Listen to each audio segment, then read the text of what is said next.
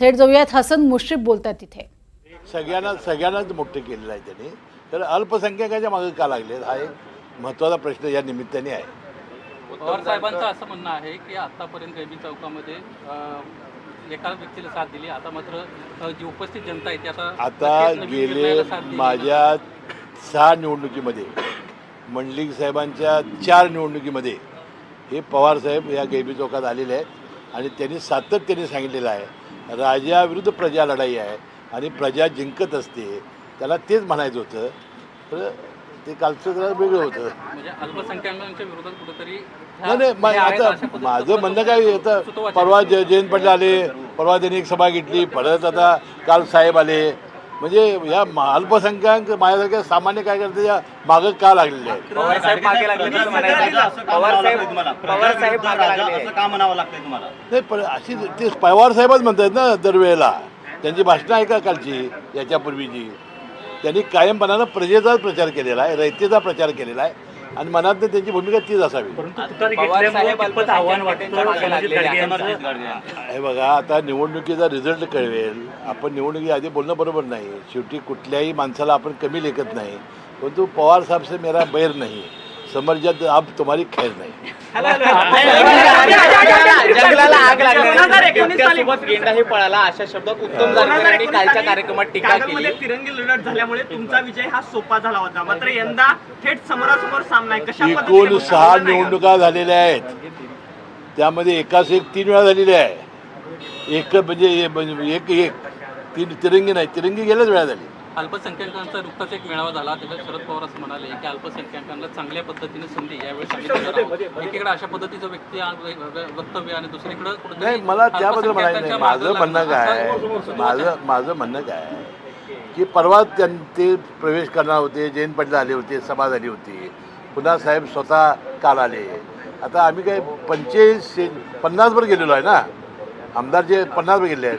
मग माझ्यासारख्या सामान्य अल्पसंख्याकाच्या मागे का लागले आहेत एवढा जोर, काय उद्देश हेच मला समजलेलं नाही. काय कारण वाटतं समर्जित यांना ज्या पद्धतीने घेण्यात आलेलं मला काय माहिती नाही. सातत्याने तुमच्यावर टीका साहेब करतात माझे ही निवडणूक ही नायक विरुद्ध खलनायक आहे. जयंत पाटील यांनी असं उत्तम जानकर यांची सुद्धा टीका पाहायला मिळाली तुमच्यावरती. जंगलाला आग लागल्यानंतर मला काय जयंत पाटील यांनी असा उल्लेख केला की समर्जित यांच्या संस्था चांगल्या आहेत, मात्र तुमच्या संस्था ह्या भ्रष्टाचाराने बरबडलेल्या, असा उल्लेख जयंत पाटील यांनी नाही केलेला नाही. त्यांनी जयंत पाटील बोलूच शकत नाहीत. संस्थांवर टीका नाही बोलू शकत नाहीत.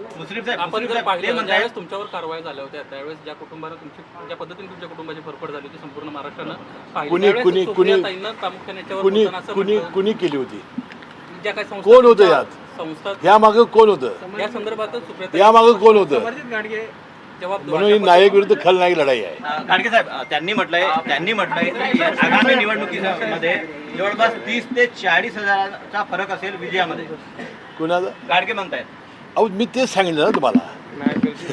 आता किती मतांनी येईल तर निवडणूक ठरवेल ना. तुमच्या सोबत असणारे काही नेते शरद पवारांच्या भेटी घेत असल्याचं पाहायला मिळालं. केपी पाटील असतील. अहो मी सांगतोय ना, जिथं जागा रिक्त आहे तिथं जात आहेत ना सगळेच. पवार साहेबांच्या पाठिंबा नाही कुणाला पाठिंबा? मग आता मंडळी सगळे चाललेले आहे. अहो असं कसं सोबतचे नेते असतं? जर तिकडे जात असतील तर त्याकडे तुम्ही अहो कसं त्याला आता निवडणूक लढवायची ना. राष्ट्रवादी अजित पवार गट किंवा अजित पवार यांचा जो पक्ष आहे त्याला फटका बसेल का? अशी जी दांडावरची लोक आहेत ती दांड बदलतायत त्याच्यावर. अहो ते कुठं जात आहे? ते ज्याला तिकीट मिळणार आहे तिथं विरोधी तिकीट मिळणार नाही तिथं जात आहे. राधानगरीतले तिन्ही नेते आपल्या वेळेचे जात आहेत. गेल्या वेळेला सुद्धा आम्ही दोघांच्या समजुता करण्यापर्यंत समजत झाला नाही.